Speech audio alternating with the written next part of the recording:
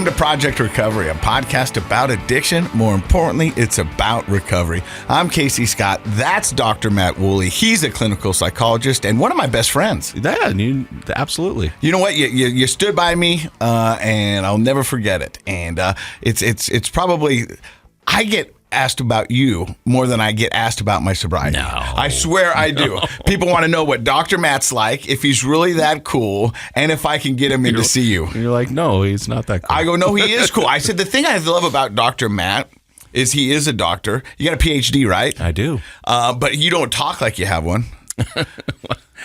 There may be other reasons for that, but yeah, sure. I know it's not a diss. What I mean is that you speak like all of us, and you know what I mean? You're not talking down to us. A lot of times when you talk to somebody who's got a PhD behind their name, they're talking down to you. That's annoying, and I think that happens a lot with people I know, yeah. So I'm just a regular small-town guy, From Morgan. doing the best I can. Yeah, you are, and I love it. Hey, so I've got some things that I want to talk to you about before we get to our guest, and one of the things is that when I'm out and about, and I'm talking to people, and my recovery gets brought up either by me or by them, often I'll hear from somebody, it's got to be a fight every day.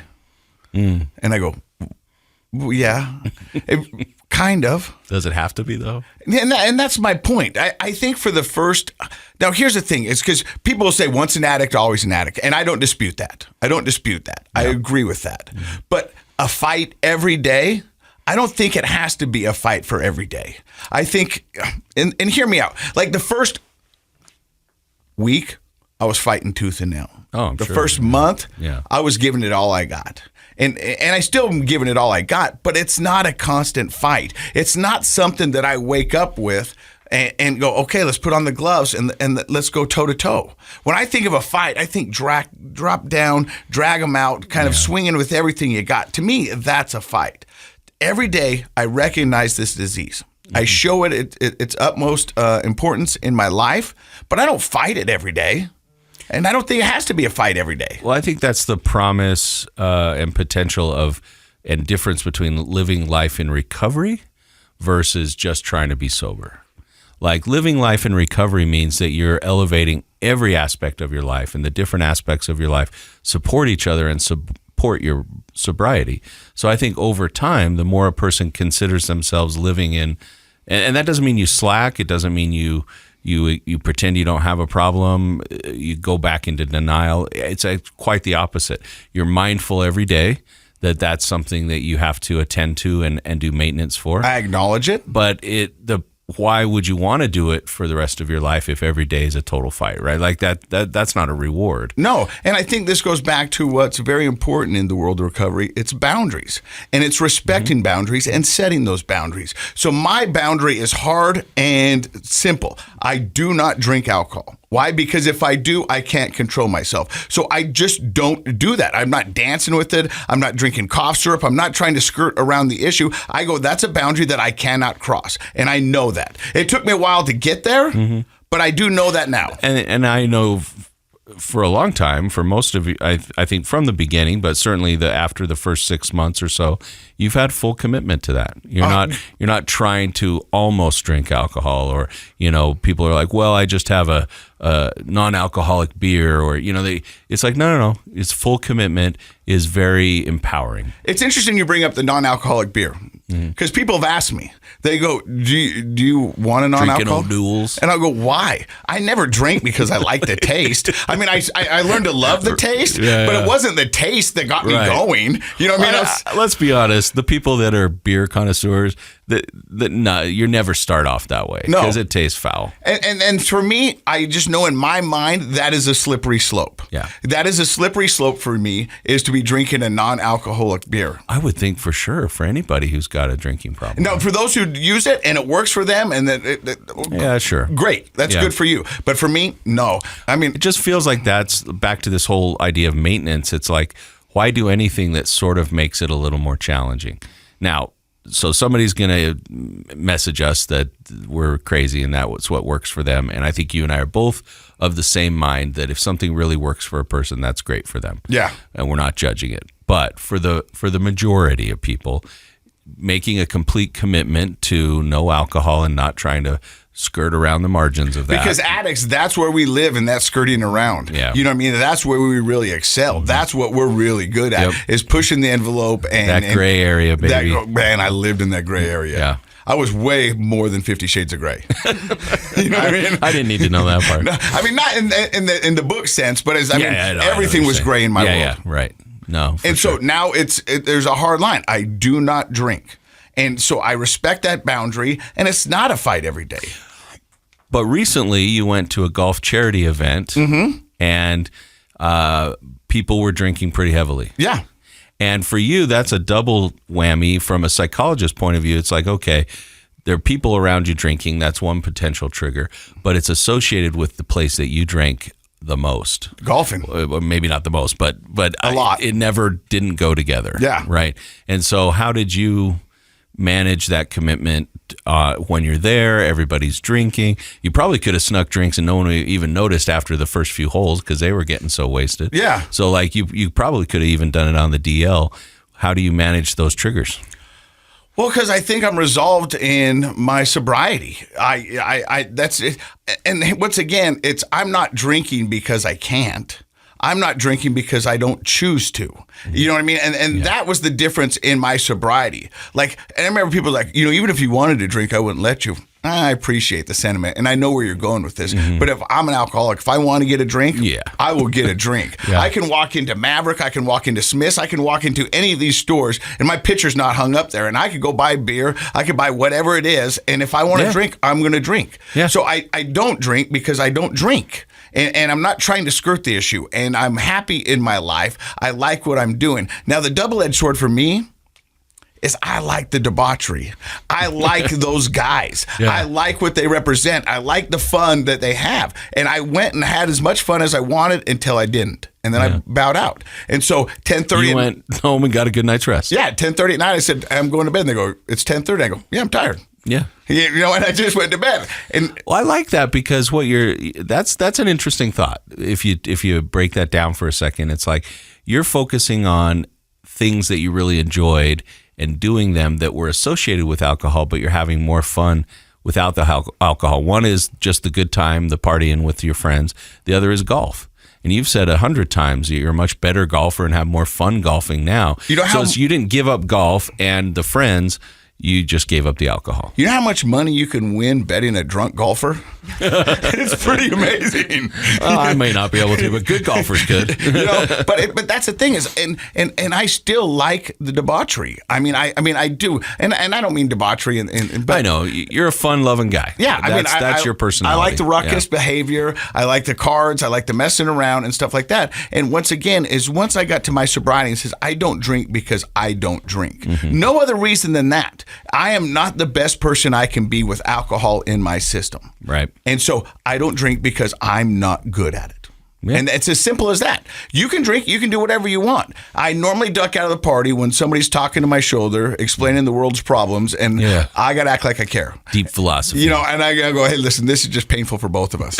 I'm going to go to bed, and you'll find someone else to talk to, and everything will be cool. Yeah, you just stare them away. Yeah, and then I'll wake you guys up in the morning, and I woke up in the morning, made everybody eggs and breakfast and that stuff, and it was a blast. Had a great time. Good. And I love those. So I guess what I'm saying is when you get into your recovery, you got to get into it for yourself. And I think that's the only way it stays. And we've had a lot of guests, and we've said this before.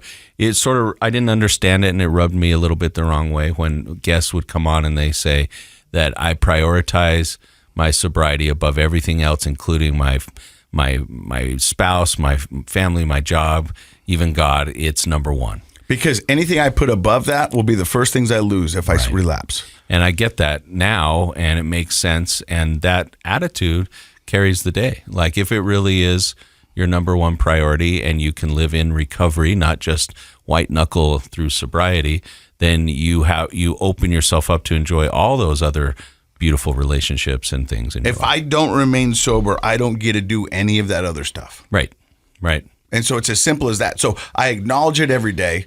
I understand it. I respect it. But I don't fight it every day. And you have your routines. I have my routines. You're up early. You're going to the gym. You're working. A bigger fight with me daily is getting myself to the gym.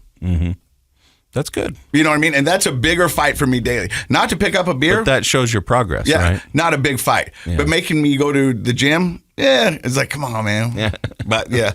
So I appreciate you taking some time and listening to me. And that's what this podcast is about. When we started it 4.5 years ago, it was to kind of talk about my story and my fight. I actually kind of thought, if people have been listening since the beginning, there was a little TV kickoff and there was like an extra long episode talking about your experience, and you were very open and candid and authentic. And I thought it may not go much beyond that.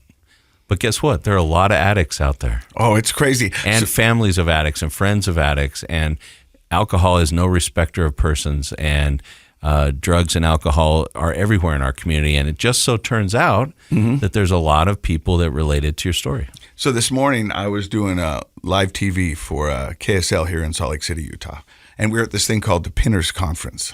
And basically what it is, a bunch of people who love Pinterest get together and share their ideas. And you can go there and do a bunch of make and takes. Isn't that what you already do on Pinterest? Yeah, but this is where a physical property, you can actually go in and do shopping and meet people, and they'll show you how they do it. Oh, okay. Yeah, okay. so there's a lot of cool stuff there. Yeah, yeah. And I was talking to this lady, Roxanne, and I've worked with her for over 10 years and more than that. And we were trying to talk about, my journey in recovery, and I'm talking a lot about rehab and all these things, and just nonchalantly. And then I realized my next interview was just right next to me. They were listening to me, and I go, "Hey, I'm sorry that if I scared you with my rehab talk." And she was like, "No, I got a brother in it right now." Oh, see, there you go. And so then it opened up that conversation, and you would have looked at these people and you would have had no idea. Right. And then all of a sudden we start talking about that. And it's like, hey, we probably got to talk about your gingerbread houses for a minute. You know what I mean? Get back to that. Yeah. Yeah, but I mean, my family, your family, everyone's family and friends were touched by it in some way. Addiction does not discriminate. I think a lot of times people think that addiction's like, well, that person seems like they got everything going. We won't mess with them. These guys come from a broken home. Yeah, it doesn't care who you are or what you do. It will get you if it can. Well, it's been a pleasure being on the journey with you, man. I'm so happy to come over here and do this show and meet neat people like our guest today. And her name is Cherice Ells. Did I say that right? Yes. And you've been sober now about 4 years. A little over 4 years. And your DOC, for those who don't know, drug of choice? Methamphetamines. Meth. And when we were riding up on the elevator, I had two questions for you. One was how long you've been sober, and the second one was what's up with methies and lawnmowers? I don't know. We just have to take things apart. And you said nobody's slower than a meth person in a hurry. Yep. We're going to find out what that means. You're listening to Project Recovery. Stick around. Hey, welcome back to Project Recovery. I'm Casey Scott. That's Dr. Matt Woolley. Our guest today is Cherice Ells. And you said you've been sober a little over 4 years. Yep. Meth was your DOC. Yep. But where does the story of young Cherice begin? Right here in Salt Lake City, Utah. Really? Yep. I was born way back in 1985 to a teen mom in Glendale, Utah. She did her best with me. She made sure she was never on welfare because when she grew up, she was on welfare. Mm-hmm. She was a very, very poverty-stricken child, and she wanted to make sure that I wasn't the same. So she was driven. 100%. And she worked her tail off my entire life to make sure that I had a good life. We were multiple jobs? Uh-huh. Yep, multiple jobs. She landed one at what used to be called First Interstate Bank. Mm-hmm. Now it's the Fargo. And I like that. The Fargo. And she has worked there ever since I can remember. And she's just, worked her way up. And she met my dad the person I call dad, I should say, when I was born. But then they got together when I was about 2 or 3 years old. And they just fought to give me the best life possible. And believe it or not, I had a really, really, really great life. Are you an only child? With my mom, it's myself and my little brother. But my biological father, there's a lot. There's a lot. A lot, yep. And so, but it was mostly just you and your son and your mom growing up. Me and my mom and my dad. Mm-hmm. And then my little brother, Jacob, he was born when I was 13. Okay. Yeah, so for the most part, I was an only child. My mom, however, did really great. She never, ever spoke ill about my biological father. She always wanted me to try and have a relationship with him. And her and the other baby mamas, we can call them, they put all of their hatred aside for this man and let us be siblings growing up. So that was really, Wow. really great. That's impressive. Yeah, really great. And that further on made it so that like when I grew up and had children and ended up not continuing my relationship with my children's father, we are just amazing co-parents. And I attribute it to way back then. Mom modeled that. That's a tough thing 100%. to do. Good for her. Yeah. Let me ask you: did you have a relationship with your biological father, or if you didn't, why? Yes and no. For when I was little, yes. But as I got older, I remember this time when I was 9 years old. It was my 9th birthday. And he was supposed to come and pick me up and take me to the Olive Garden because I loved the fettuccine Alfredo there. He was a little late, and we ended up going to Village Inn because he said they have fettuccine Alfredo there as well. Not the same? Not the same. No, not the same. And we were sitting at dinner, and I remember, like it was yesterday, he said to me, "You know why I don't like you? Because you're just like your mom." Whoa. Okay. That's heavy. Hey, Yeah. You were how old at the time? I was 9. It was my 9th birthday. It Yep. was on your birthday. Yep. It was my 9th goodness. birthday. And, like I said, my mom never spoke ill of him, Yeah. And so for him to say that, like, and I look at my mom and I mean, she's a boss. Like she's everything. She sounds very driven. She is. And She is. mature in her attitude about how to raise you. Yeah, for sure. So For that's strange that he would pop off with that. Huh? Well, I think that was more it's about not him really. than you. Oh yeah, no, for sure, Oh, for sure. And 100%, and as I've gotten older and been around so many different types of people, like, do I love the man? Yes. I also remember one time he told me, I think it was maybe a year later, that he stepped aside so that Brenda and Will could raise me. Oh, okay. Thank he you. wanted a pat on the back. Right. And now, thank you. Thank you for doing that. It was probably best. Absolutely. Yeah. Absolutely. So, do you remember the first time you tried alcohol or drugs? Yes. Why? Well, the first time alcohol, I think I was 17 at my aunt's wedding. And I had a glass of wine because it was fancy and the thing to do. So, but the first time I did meth, it was actually a very traumatic experience for me. It wasn't a chosen thing for me. Oh. Yeah. So I was actually 29 years old when that happened. So up until 29, do you think you had a pretty safe relationship with alcohol? Yeah. Yeah. I mean, there were times I'd get obliterated for sure on a weekend party. And when I was a teenager, probably like 18, 19, smoked a lot of pot. But what most people would consider typical behavior. I think we have Right. to Yeah. allow Yeah. room for experimentation. For sure. And For kids sure. do that. Yeah. And when kids drink, teenagers and young adults, they tend to binge drink, right? So Yeah. My ex-wife would say, overshot your window. that's a nice way to say it. That's good. Hey, Casey, looks like you overshot your window. Yeah. Par for the course. Yeah. Par for the course. And so how do you, it sounds like accidentally or? No, it was more, for lack of a better word, forced upon. Oh. Yeah. Well, let's get into it. Yeah. So I was, after I had my children, I was 19 and 20 years old when I had them. Then their father and I literally sitting on the couch one day, and I think my little Liam was like 6 months old, just a little guy. And we just said, this isn't working, So we just split ways and have literally been best friends ever since. He's been very supportive of me in everything that I've done in life, even when I met my second husband, who we are no longer together because there was a lot of narcissism and abuse, all kinds, sexual. There was a lot of mental abuse and physical abuse. And so one night at our cute little house, I woke up and he just had this like evil look in his eyes. And I was like, who are you? What is going on?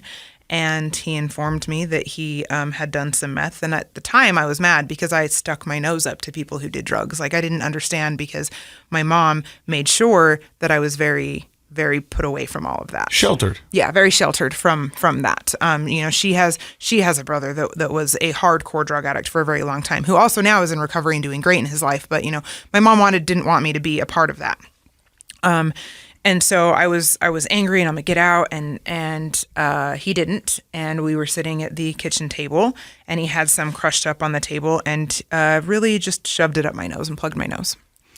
And so that was the first experience that I had with meth.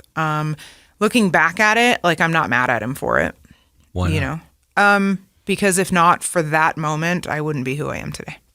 Okay. So So- you've reframed that experience. 100%. You might have been a 100%. little mad at the time. Yeah, I was. I mean, well, the next 17 hours of being awake Yeah. and doing all the fun stuff, no, I wasn't mad. So that was my question, because forced upon, Yeah. was it a fun experience? Yeah, it was.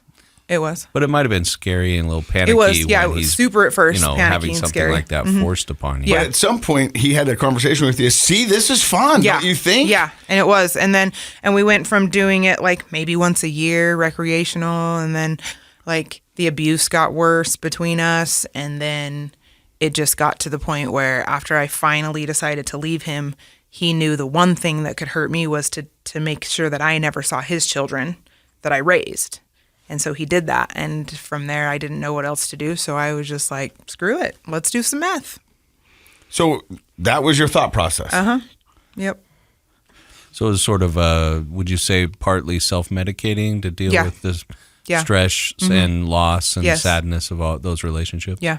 So, a coping mechanism, that's what alcohol was always for me. And so it sounds like you went through some trauma, grieving some loss, not sure what to put your emotion, how to feel about your feelings. And you went to something that you thought would take it away or help you cope with it at least. Yep. And did it at first? It did.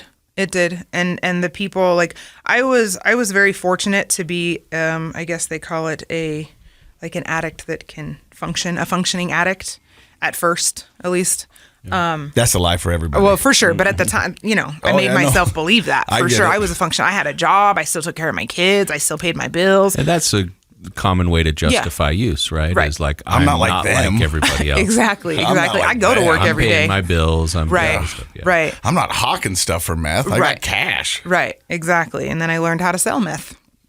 And then so it was a double whammy. Like, I had an on-paper job, so that was great. And then I started selling meth, and then I started meeting people in what they call the game. And, these people, like, at the time I thought, oh, they understand me. They love me. They're there for me. They know what I'm going through.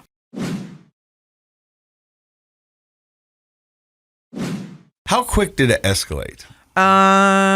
Rather quickly.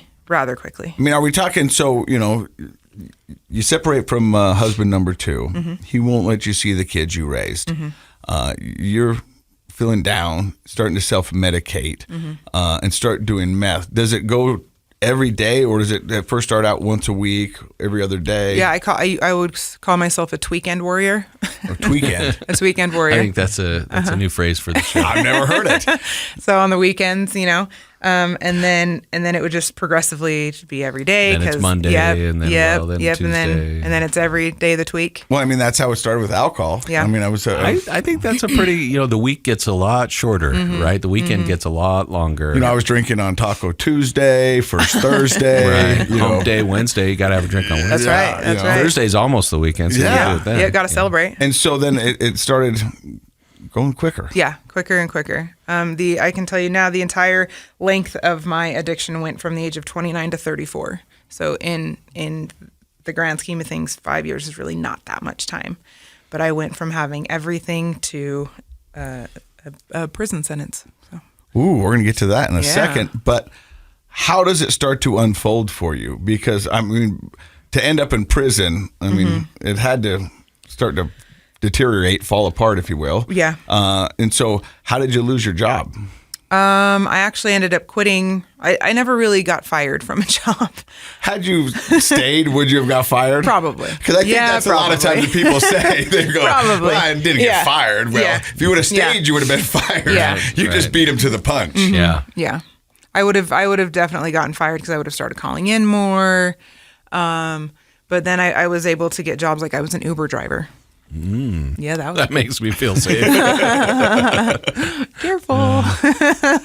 But yeah, I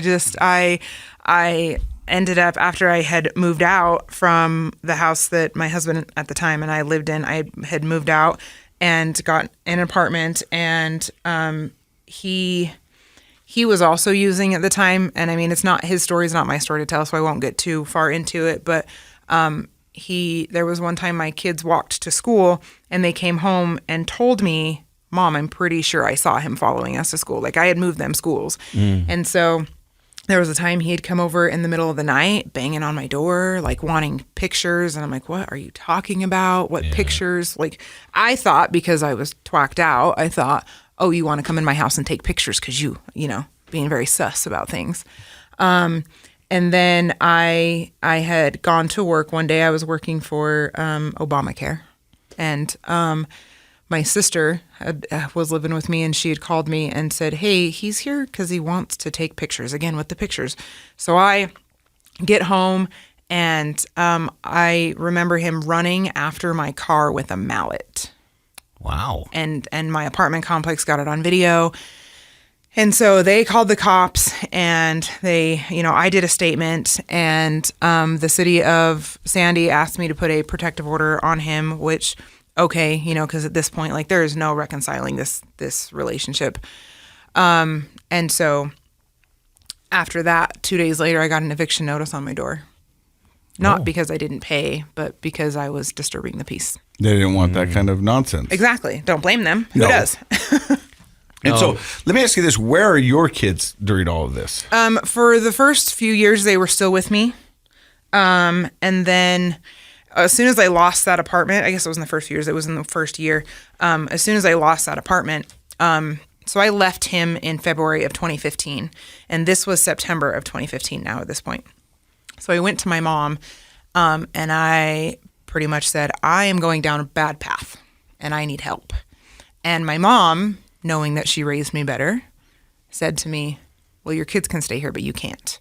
Because like during this marriage to this person, I wasn't allowed to see my parents. My parents had helped me take out a very large loan to help pay off some of his debt. And then if I would go to the bank or try to go to the bank to pay the bill, he would like, no, your parents can afford it. And then there would be physical abuse and stuff like that. And so it just got to the point where like, I didn't want to. So your mom had seen your life unravel. Yeah, my mom had seen my life unraveling, but she never wanted to admit like, oh, she's probably on drugs right now. So when my mom told me, your kids can stay here, but you can't. Well, I said, nope. And I went to my friend's house, and which, you know, looking back at it now, we can call it a trap house for sure. A trap house is where they sell drugs, Dr. Yes. Matt. Yes. Was that right? Yeah. That is right. And this person who I thought was my friend, I asked him one day if he could watch my kids because I had to go to work because here I was still working. And I had this feeling like I need to go home. So I went home during lunch and I found my sons, both of them, and the person I asked to watch them in the walls. Literally had taken a portion of the wall out and they were in the walls. And I freaked out. What are you doing? What's going on? And they said, oh, we're looking for the tunnels. Oh. So that was the point where I called my mom and I said, okay, you need to come get my kids. Were they high? My kids, no. Okay. No, but the he person was. Yeah. And so he was taking them on like yeah, this my kids fun were little. adventure, They were, yeah. trying to find tunnels in the walls. Yeah, my kids were 'cause he 9 and was 10 stoned? at the Okay. time. All right. Yeah. And so I called my mom. She came and got them. And, you know, I try to lay out guidelines. They are my children. You can't keep them from me. Like, I'm struggling. I need to find a good, solid place to be. Got to get another job, you know, just all these things. And so at first, like, I was coming over all the time. And then that time got shorter and shorter. And then, like, at the time, I felt my mom wasn't allowing me to come over. I look back now, she was just protecting my children. Mm-hmm. So... But that's got to do something to you personally, you know what I mean? Because here you are trying to do the best you can, and around every corner you're coming up short. Yep. And now your kids can't even live with you. Right. And they couldn't live with their dad either at the time because so their dad has never done drugs in his life. Their dad is an amazing man. Like I said earlier, he's my best friend. He had started working at UPS, and he was in that transition from working in the warehouse to being a driver. And at the time, I don't know how it is now, but at the time, that transition was like you had to put your bids in every day or every week for your route. Well, the apartment that we got evicted from, he also lived there with us. And so now we were both kind of screwed, nowhere to go. So he was living in his car, going to like Planet Fitness, showering every day to get to go to work. So, he would, on the weekends, he would go and he would rent a hotel room, a nice hotel room for my kids to come and spend time with him. And so it was really, really rough, and I think at that point doing more drugs was helping me get past that. At least I thought. Try to deal with the stress of all that. Sounds like, when it rains, it pours kind of thing, right? Yep. And so instead of just dealing with one problem. But what you don't understand, Dr. Matt, is when you're an addict and it starts pouring, you don't blame yourself. No. You blame I was a victim. else. I was a victim of that circumstance. And that's a hard part for somebody who's not an addict. They go, well, maybe you should just stop what you're doing. Right. And you're like, well, no, this is not me. I'm doing everything I can just to get through this downpour, not realizing that we're making it rain. Right. And so now you're seeing your kid less and less, your kids less and less. And you're starting to blame your mom. Yep, because she wouldn't let me come over. How dare her? She wouldn't let me live with her when I just needed the help. When I never said, Mom, I'm doing meth. I need help. No, I just said, I'm going down a wrong path. It sounds like your mom's kind of a driven, tough lady. 100%. Sets boundaries. Absolutely. Did she ever challenge you on that? Like, what are you doing? Did she try to challenge your drug use? I think just because I was such a brat for a while that she was just like, she wanted to make sure that my kids were protected because she didn't know if I was going to go back to him or not. And she knew that there was physical abuse. There was one time, Halloween, we went to a Halloween party and he dropped me off at like 3 a.m. at my parents' after he had just demolished my face, and my mom didn't even recognize who I was. So my mom, I think, and I've never really even asked her, but I think her whole like thought process in this was to take Hayden and Liam away from that and make sure that they were raised in the same kind of household I was. And some people just don't want to be lied to. You know what I mean? There is that. It's just like, hey, look, I'm not going to get in this fight with you because you're just going to lie to me. And I don't have time or the care to even do this. And so, and if you come to me and said, I bet it dimes of dollars if you'd have came to her and said, Mom, I'm doing meth, I need help. She would have been, what can we do? Yep. But I don't want to sit here and have you lie to me. Right. Yep. So how does it go from there? Sounds like it gets worse. Yeah. So during this time, I had actually met my current husband now, selling drugs, and we had, during our addiction, we had a very up and down relationship for sure. I mean, when I first met him, I thought he was the cutest thing on the planet, which he is.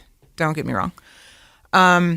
But we were pulling ourselves in different directions. Like I wanted so bad to have like this fairy tale, but not give up the meth. And I believe he also wanted this fairy tale, but didn't want to give up the heroin and the meth that he was on. And so he had gone to jail a couple times. Well, actually prison a couple times. And at this point, I've never had a record in my life, And the first time he went to prison, I didn't know what to do because I'd never been with anybody that went to prison. And so, I would try and answer the phone as much as I could, but I didn't really have money to be putting on the phone or sending him money. And so, like, I would be like, oh, yeah, I put it on your books. And obviously I didn't, So then there became, like, a huge, like, trust barrier between him and I. And then he got out and we reconciled things. And at this point, we'd actually moved to Ogden, Utah, of all places. Big deal. Yep, trying to stay sober there. Yeah. And I know that like we had this trust issue because while he was in prison, I wasn't being fully honest about what I was doing, if I was or wasn't doing drugs, if I was working or not. And so when he had gotten out of prison and we got an apartment up in Ogden, my mindset was, if you ask me, I'll tell you. But I'm not just going to give it to you. But I'm not just going to give it to you. So then there we go again, lying, omitting, So I ended up moving in with my childhood best friend's parents. Up in Ogden, and he started kind of hitting it hard in the paint and wasn't, him and I weren't talking very much, and he ended up going to jail again, and he called me, and then we're going to try and work on things. And so this was kind of our relationship for quite a while. And then in August I guess it was more like July of 2019, him and I had gotten into such a big fight that I had moved down to Price, Utah, all these great places to try and stay away from drugs. And so I had moved down to Price, Utah. In this breakup at the time, he had actually given me our truck. Her name was Beige Betty. So I had moved down there, and I went down to Panguitch from Price. Oh no, I had court somewhere down there, and I was driving through a canyon in Panguitch, and the back tires on my truck had caught a little bit of gravel, and I ended up rolling into the mountain. Not off the mountain, but into the mountain. And I remember I had to call my mom to come and get me, a 4-hour drive. And so she did, but as soon as she got there, my roommate in Price also showed up. And so I was like, well, I can go with my mom, or I could probably go have a shot of meth with my friend, you know? And so that's what I did instead. I had gotten an opportunity to come to Salt Lake and pick up a car and drive it to California. That was the only information that I was given. Drive to California. Yeah, but you knew. Well, yeah. So the information was drive this car to California, go pick up this other car. We're going to give you this much money. Shoot, okay. Well, me being ridiculously in love with my husband, I call. I'm like, do you want to go make some money with me this weekend? Well, sure. Because I knew the way to his heart at the time was like, let's go make some money. Sure. So we drive to California in this car, and, he was on parole at the time. And so he was like, is there anything in the car? And I'm like, no. Why would they have? No, there wasn't. And as far as I know to this day, there was nothing in that car. So we get to California. When I get to California, the person who I'm delivering the car to calls me and says, you want to go to Mexico? Yeah. Okay. Why not? Let's go to Mexico. We got beachfront property. All will be well. So we did. We drove into Mexico and we stayed in Rosarito, Mexico. And I was offered an even larger amount of money to strap myself with methamphetamines and walk across the border. They wanted you to be a mule. Yep. So I did. How much? The first night, because I did it twice, spoiler alert. The first night, I don't even know how much, but it was literally, I was strapped from my shins up to my chest. All the way around my legs, all the way around my waist, all the way, up on my bust. Just strapped full. And I walked across the border, and I tell you what, that was, other than being ridiculously high on meth, to walk across the border with pounds of methamphetamines was a ridiculous high. Ridiculous high. So I got asked. How much money? It was a few $1,000s. Not enough. No. Not now. No, thinking about it now. Never. Never. I was really high at the time. What do you think? The answer's never. Yeah. What do you think the worth of the drugs on you might have been? I would probably say upwards to $30,000 probably. Wow. Yeah. So you go through the first time, and you said that in itself was a high. Yeah. Crossing the border. Yeah, crossing the border. It was. And for people who haven't done that, I've driven across but never walked. Like, what is the screening process? There's really, that time? like I said, at the time I had Do you just have to show a passport? or my ID because I don't have a passport. Okay. Yep. And at that time, I don't think you needed a passport to get, No. to go across. the border. You don't need a passport now. Oh, you don't still? I'm not to walk. I'm guessing the whole job is do not look like you're carrying drugs. Correct. But Yeah. they don't do a scan or body, like nothing like the airport. So you make it through, you get your $2,000, you give them $30,000 worth of meth. So I didn't even get my $2,000 yet because, I made it across and we're going to triple or nothing it for you. You want to do it again? And I'm like, sure. My husband, we're sitting in our motel room and my husband was like, you are stupid. You are getting greedy. This is stupid. Don't do it again. Let's just go. I'm guessing these people had done this before, and they just keep running you across the border till you get caught. Looking Right? back And now, then they don't I'm have assuming. to pay you at all. Right. Yeah. Right. So we're in San Ysidro, California, my husband and I. And, he's just trying to talk me out of it. And I'm like, dude, like, it's a lot of money. Like, think of the stuff we could do with this money. And he's just like, nope, you're being stupid. You're being greedy. He goes, I'm not going with you this time. I'm okay.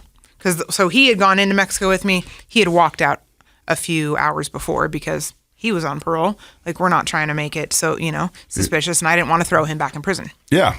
So I told him, if I get caught, it'll be a slap on the wrist. And he's like, you're stupid. So I remember right before I walked back over the border with no drugs, we had stopped at Starbucks. And he had gotten his coffee, went to the bathroom, and he comes and he sits outside and he gave me, so my favorite way to do meth was to snort it. And so he'd given me a big shard and he said, here, this is for you, go in the bathroom. Okay, cool, thanks. So I go in the bathroom and I remember I crushed it and I snorted it and I looked in the mirror, and I don't know if I was this high or not, but I looked in the mirror and I said, I don't know if I was talking to God or myself, but I said, let this be the last amount of dope I ever do. Don't let me encourage him anymore, meaning my husband. You know, I didn't want this life for us anymore. I said, but just let this be the last amount of dope I ever do. Don't let me encourage him anymore. So I leave the bathroom and I am high at this point, super duper high. And so I go and I buy tacos and I walk back across the border, leaving my husband there. And I noodle around with the person in Mexico and have to go get a new outfit because you can't wear the same outfit over the border. You know, got to get a whole new outfit. Yeah. And, you know, we got to make sure it's going to hide things appropriately. Poncho. Right. That'd work. Ooh. Yeah. So we go do that. I remember I drank four Locos. Not good. No, not good at all. On top of the Being meth, high. on top It's of not quite a- eating for 3 days, you know? Yeah. And so at this point, the person in Mexico is his wife that was strapping me with the drugs. And I remember she had a package that she said to put inside of me. Ooh. And I said no. In fact, my exact words were, I have morals. I know, crazy. But so I said no. But I had 2 pairs of Spanx on. You guys know what Spanx are? Yeah. Okay. So I had 2 pairs. So in between the 2 pairs of Spanx, I had put this package. Okay. And then around my bust, we had strapped 4.5 kilos. Now, do you do this with Velcro or duct tape? Yep. Duct tape.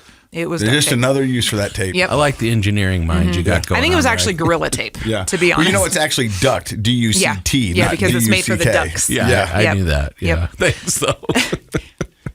So they strap me, and then I walk, or they drop me off at the border, or the little place where they drop you off, which you got to walk like a half a mile maybe. And I'm walking, and I remember he says to me, make sure you stay up against the wall.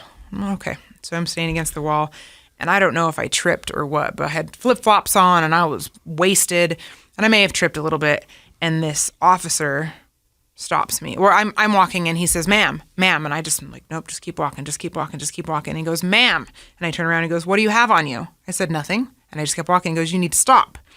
So I stopped. And Was this a federale or was this a U.S. It was a border cop? patrol. Border patrol. Okay. Yeah, it was border patrol.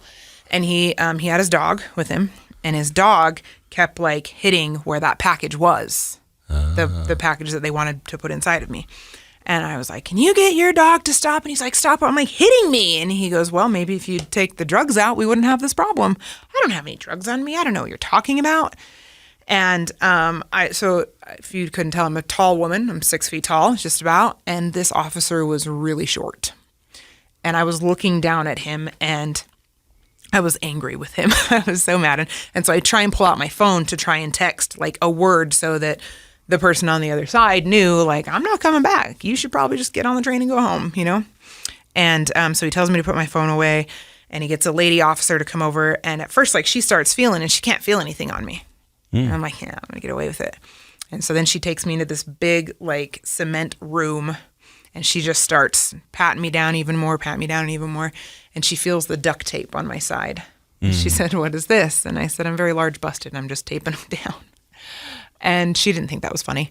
I did.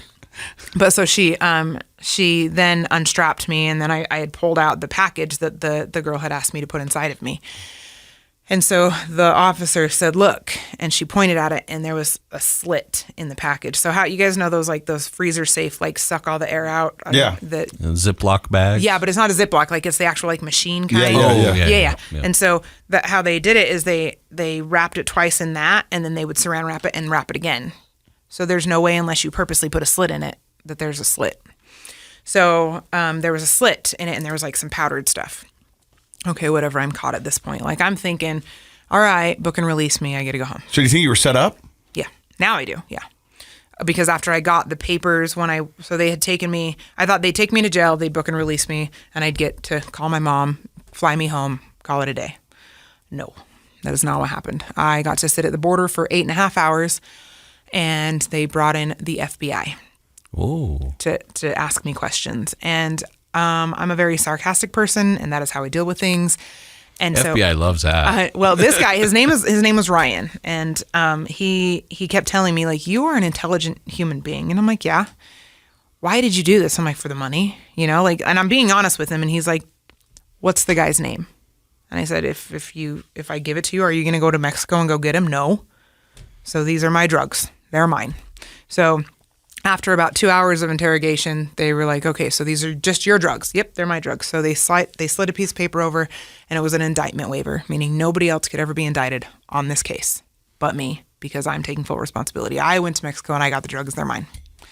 So I'm thinking, okay, do I get to go home now? And they're like, oh, no. You can go back out there and sit and wait. And so they handcuffed me back to the bench for another couple hours. And then everybody that was handcuffed to the bench, we all got put in a white van and taken to MCC Federal Prison. Ooh, what is that? That's in San Diego. It's the federal prison in San Diego. Wow. Do not pass go. You don't get to be booked and released. You are now a federal inmate. Congratulations. How many people were with you? Well, we had 2 full vans, so there was a lot. I mean, with me personally, on my experience on my journey, it was just me. But there was a lot of other women that had been asked to do this as well. Yeah. Mm-hmm. So now you're a federal inmate. I am. Yep, with 3 first-degree felonies, and now I'm on the terrorist watch list. On top of it all. That puts you on the terrorist watch list? Yep, because I was committing a crime against the United States. Ah. And I was trying to bring drugs in to harm. Essentially, they look at it like I was harming others. Oh, okay. So you don't go before a judge?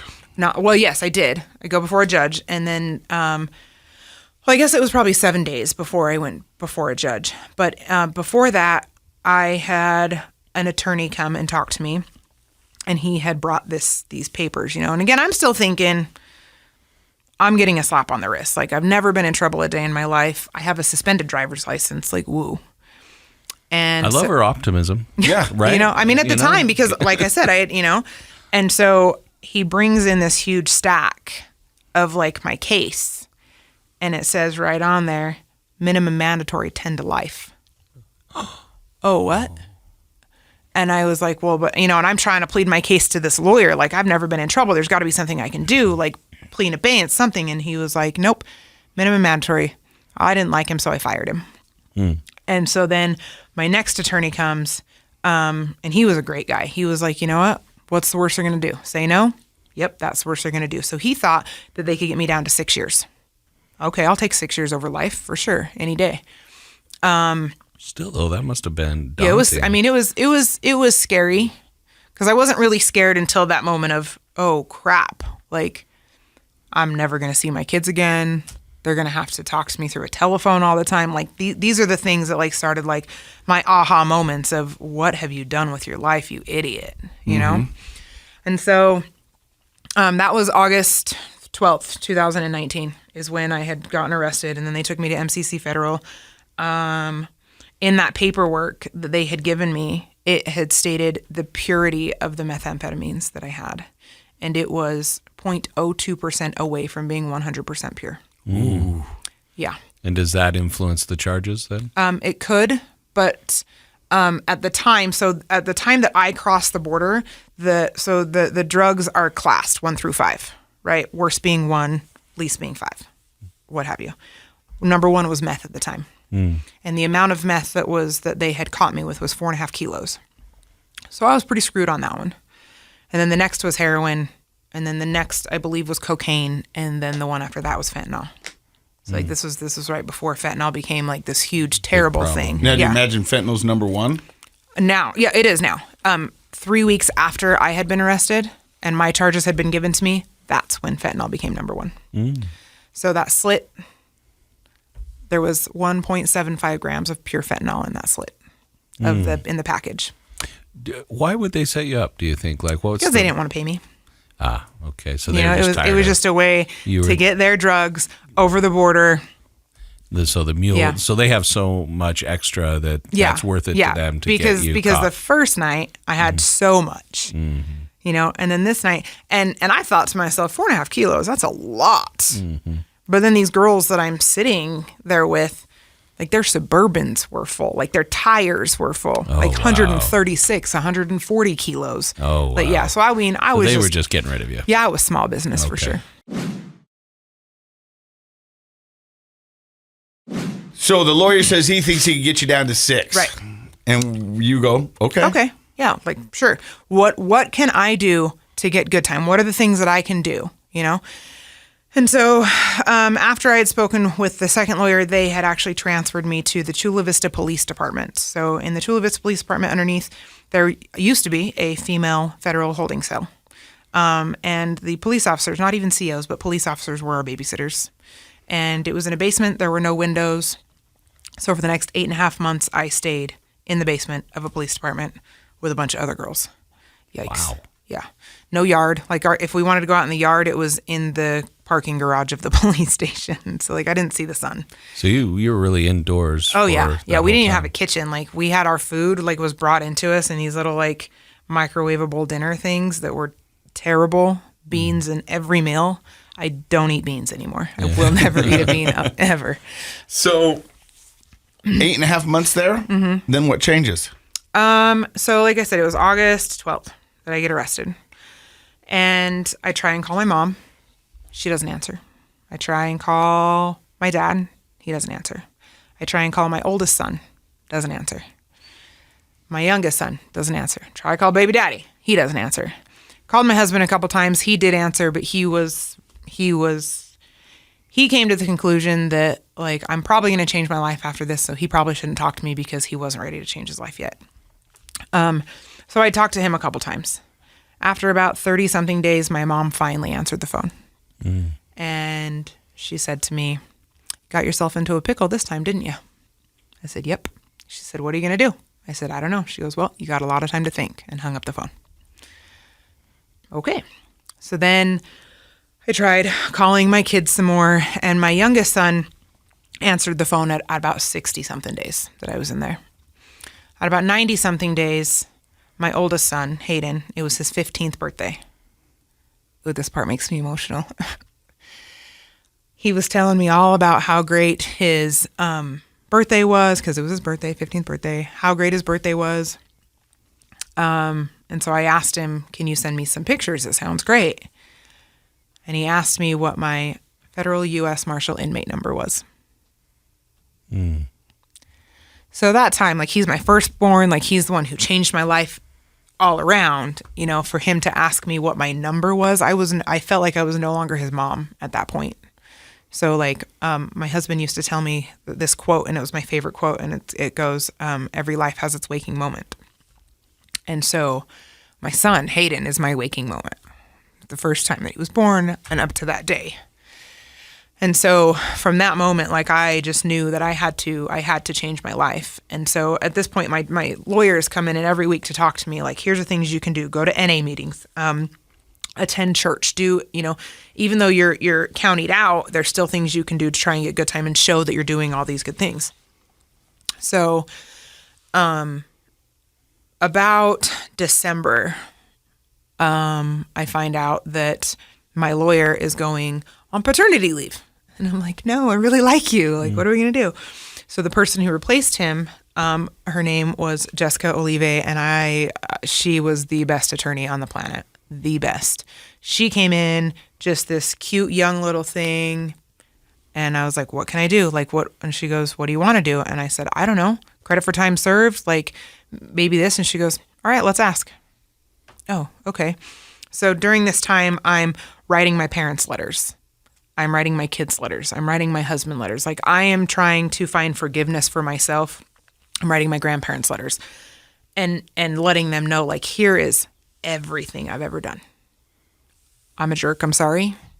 If you can't forgive me, I understand, but I need you guys to know, like, I'm working on forgiving myself because this isn't the human being that I am. And with that, like, I got my grandpa, my cute old grandpa. He wrote me a letter, and it was a very lengthy letter for sure, but the very beginning said, "To my eldest grandchild, I need you to know I forgive you for all of your transgressions." So like that was like my first like, oh, these bridges that I've burned, it's just a bridge. You can build it again. Do it, you know? So I, you know, like most people who go to jail or prison, I found God. Even though being raised in Utah in a predominantly Mormon community, like I wasn't sure what I felt or knew or believed in when it came to a God. My mother raised me on karma.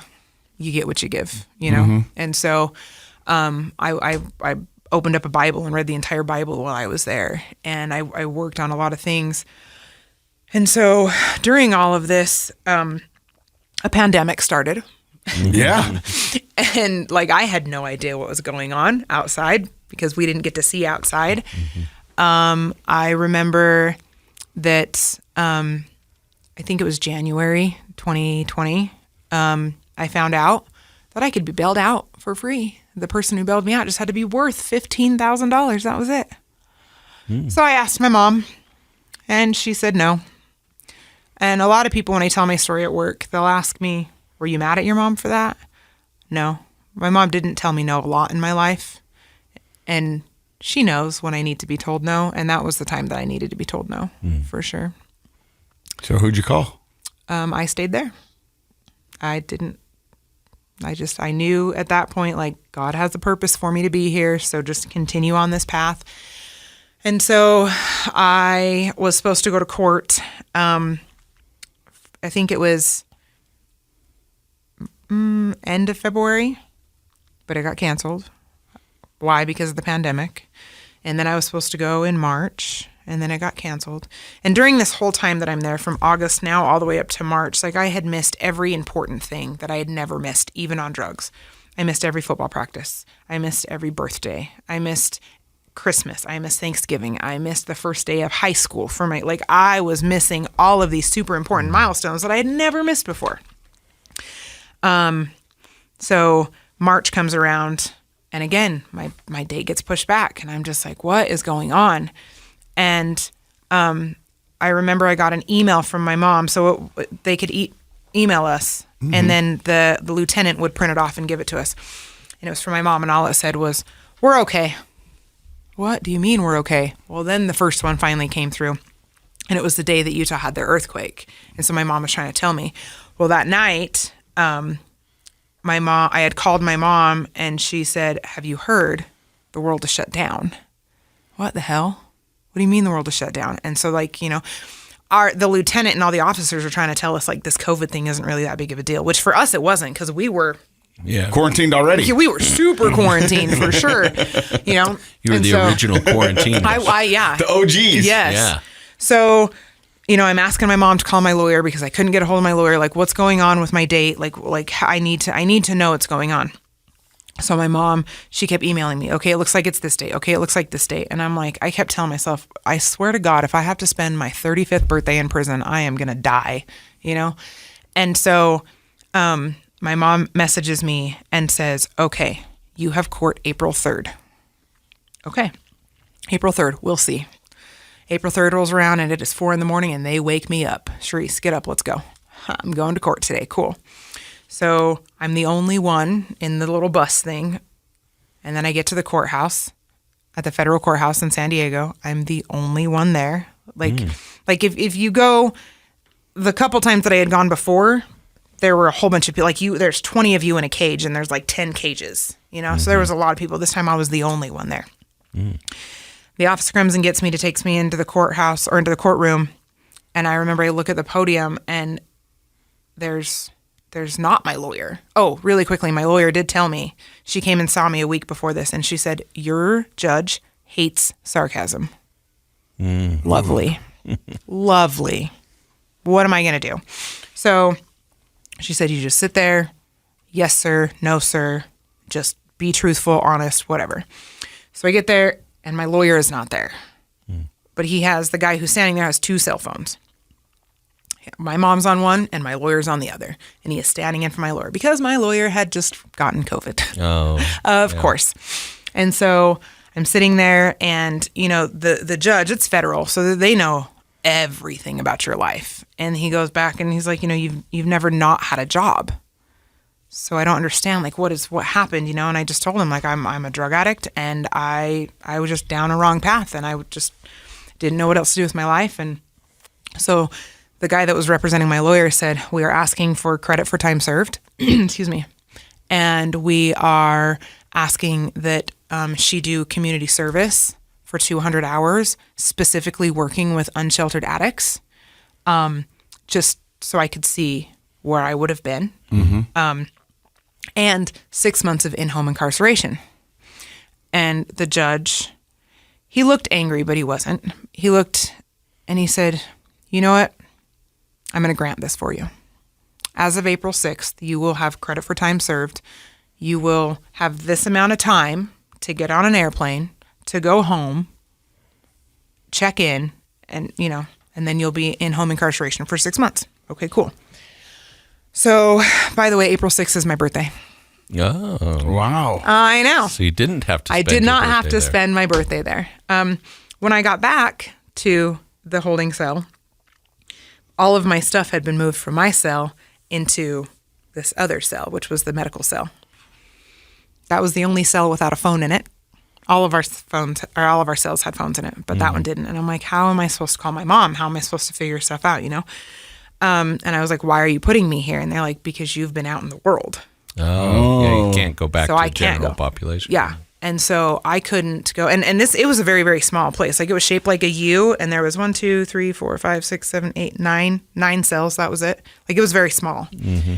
But I couldn't be with them. And so I'm like, how am I supposed to get a hold of my mom? And so Officer Jackson, she was amazing.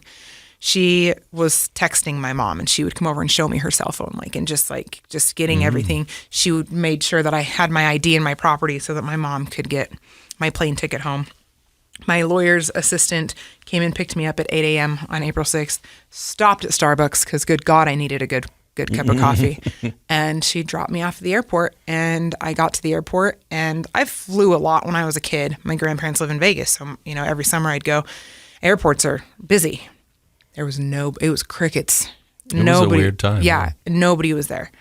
And I remember I got on the plane, and there were a total of 4 passengers, and we had to sit 6 rows apart from each other. So it went the first 2 passengers, and then me, and then the U.S. Marshal behind me, because I couldn't fly alone. Yeah. Because I was still property of the feds. Yeah. So I got home. I checked in. I think this was a moment that I could have gone either way. So I came home to this person who I thought was my friend, said that he had gotten a 1-bedroom apartment, that I could have the bedroom, he'd take the front room until I got back up on my feet. Well, I walk in, and it was a studio apartment, and there was 1 bed there, and I was like, this is not going to happen. So the next day, I went to my PO, and he had taken me to my PO, and, my PO just ran down. Can't be around alcohol, can't be around drugs. If I call you and I say jump, you say how high. He put my fancy ankle monitor on, and told me that I wasn't allowed to have a job. What? What do you mean I can't have a job? That was the whole, the judge liked that I had such a good work history. Nope, couldn't have a job. So I tried to contest it, and it was hard to contest because I'm in Utah and my judge was in California. But he said, nope, you can't. And at this point, I'm thinking, you are setting me up to fail, So I'm really frustrated. I'm trying to talk to my mom about it. The guy that, my friend, I thought, had left. We'd gotten back to our apartment, and he left, and I went to the bathroom, and there was a meth pipe and a meth bong next to the toilet. So I called my PO, and he didn't answer, and I left him a message. I said, I'm moving right now. This is where I'm moving. Called baby daddy, and I said, I'm moving in. And he goes, I need to talk to the boys. Nope, I have to move in with you right now. So my mom came and got me and drove me all the way to Brigham City. And for the next 6 months, I lived in Brigham City. And, when I say I felt like I was being set up to fail, was because, you just put me in jail because I had a lot of drugs. I know how to sell drugs. I know how to make money if I can't work.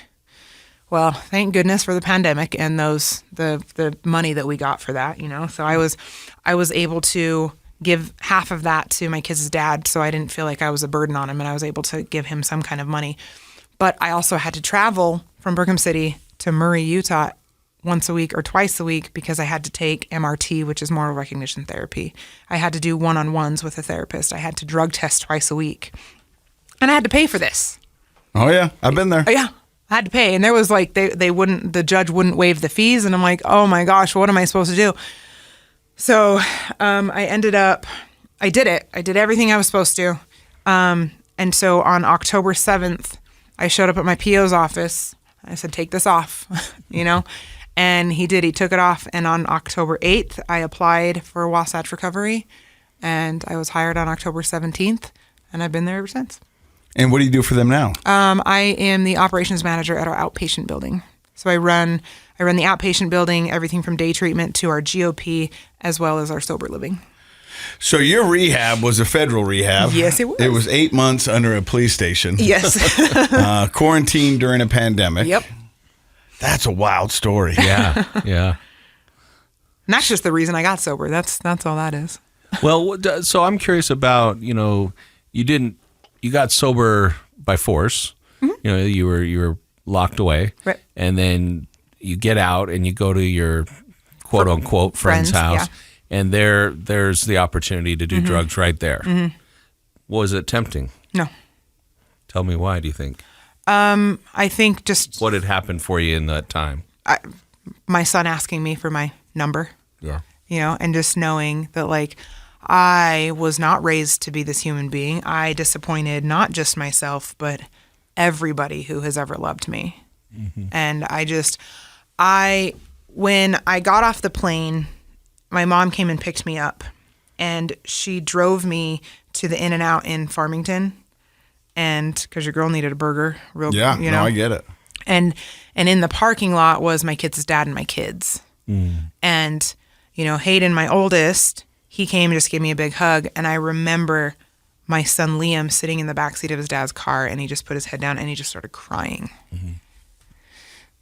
and I just like to be not a mom to your kids and to be a number and a disappointment is the worst feeling on the planet, And I've asked my kids for forgiveness, and Liam, such a funny kid, he says, "Okay, Mom, it's okay, but it's not." And he goes, "You asked for my forgiveness, then I give it to you. Leave it at that." And we haven't talked about it since. I had asked my oldest for forgiveness, and he is a stubborn boy. And he held on to some resentments for a really long time. On my way to California that day, I didn't have the best cell phone service, and my cell phone kept going in and out. And my kids' dad had messaged me and said, "Hey, get to Brigham City Hospital as fast as you can." And I'm in Beaver by the time I get this. And so I call him, and I'm like, "What is going on?" And he said, "Oh, Hayden had an emergency appendectomy." Oh, that's lovely. Okay, well, do you need me to turn around? He goes, "No, it's fine. What are you doing?" "Oh, I'm working." And he's like, "Yeah, just go do whatever, So I talked to Hayden, and he asked me to come and see him. And I said, "Yeah, I'll come see you in a couple days." Well, clearly I didn't, because I got arrested. And up until 7 or 8 months ago, my son held on to that. And he was like, "I was so mad at you because you made me a promise. And that was the first promise you ever broke to me." Yeah. You've had an amazing story, and I don't want you to sell yourself short, because you were forced to get sober. Oh yeah. But you did a lot of the work while you're in there. Absolutely. With the amends, reading the Bible, finding a higher power. Those are all things that they teach you in recovery. Right. And you did the work, and you had decisions. When you got to the airport, when you got to you. Yeah, I could have stopped and had a drink at that airport bar. Yeah, there's a lot of things you could have done. So I applaud you, because I think you're a very strong, intelligent, beautiful woman. Thank you. And I think you're giving it all you got. And the fact that right after you graduate, what made you want to go work at Wasatch Recovery? So at the time, I was just kind of, back to the 200 hours of community service, having to work with unsheltered addicts. When I was going to MRT, the person who was my MRT instructor, his name was Brandon, he was a part of a nonprofit called BAM, Beyond Addiction Mosaic. Yeah, okay. We've had him on. Yeah. So I then became an admin for BAM, and I had done all of my community service, and I was like, this is what I want to do. This is the life I was meant to do. The crap I did in my past to be who I am. So I had started doing all this community service, and I loved it. And I had looked online at jobs that were applying in recovery, and I had applied for 2, Wasatch Recovery, and I think First Step was the other one. Whoever called me first, And so it was Wasatch Recovery that called me first, and I started as a part-time grave, and I was living in Brigham City, driving to Cottonwood Heights. And it got to the point where I then worked doubles. I worked 7 days a week. Like, I wasn't taking time off, and I just fell in love with this. And then one day they were like, here, have this position, facility manager. And I was like, what? And then not too long ago, they're like, oh, here, let's have you be director of operations at outpatient. And I'm like, man, like, I could not have asked for a better life than I have right now. See, that's what I love. That statement right there. That happens so much when somebody gets sober and lives a life of recovery. Yeah. He goes, I couldn't ask for a better life, because I feel that right now about my life. I couldn't ask for anything more than I have right now. I'm so grateful and so blessed and so humbled to be able to do these things. Right. Because I know that dark place you were in. I mean, I wasn't underneath a police, station. You didn't have your breasts taped with methamphetamines? Not this time. Not this time. Yeah. But I'm amazed with you, and I think it's wonderful. And I think you're doing so much good in the community, and I love what Wasatch Recovery stands for and what they're all about. Me too. Dr. Matt, what do you think?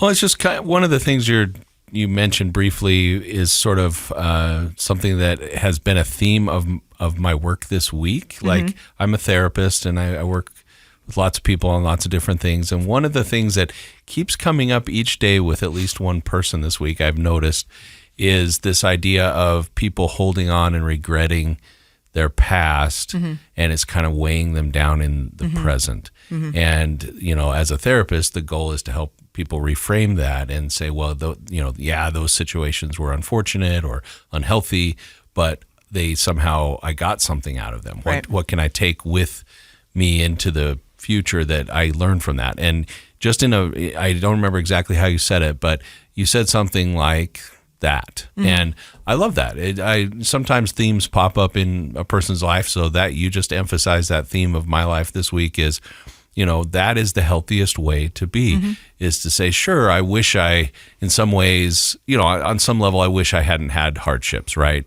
But it is learning lessons from the hardships that help us grow and become the people that we are today. And I think you're a living example of that. And appreciate you coming and sharing that story, because it's such a hopeful story. It is. And it's an optimistic story. You are an optimist. And now your optimism is helping you along in helping other people. So that's wonderful. I love it. Who we were in the past forged us into who we are now. Do hard things. Yeah, that's right. They do. That's What we do. That's Thank you very much for stopping by and sharing your story with Project Recovery. And in case you forgot, Project Recovery is what, Dr. Matt? It's a KSL podcast. Casey Scott.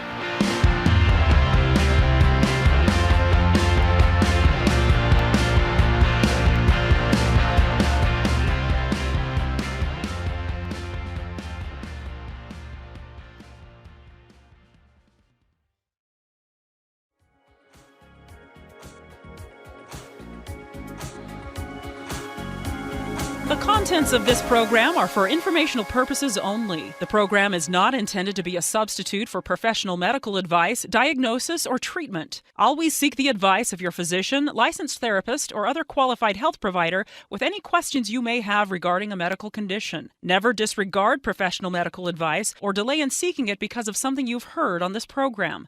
KSL does not recommend or endorse any specific tests, physicians, products, procedures, opinions, or other information that may be mentioned on the program. Reliance on any information provided on the program is solely at your own risk.